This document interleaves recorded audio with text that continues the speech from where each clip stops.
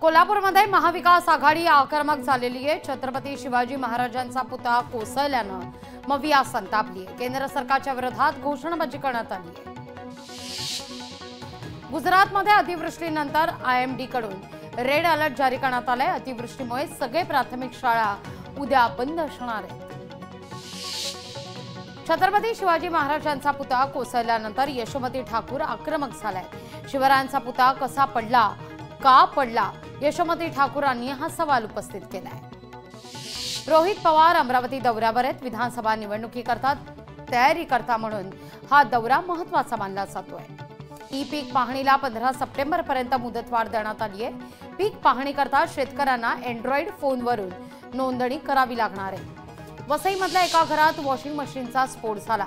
स्फोटामुळे घरात संपूर्ण धुराचं साम्राज्य होतं। लोकशाही मराठी ऐका, पहा, जागरूक रहा।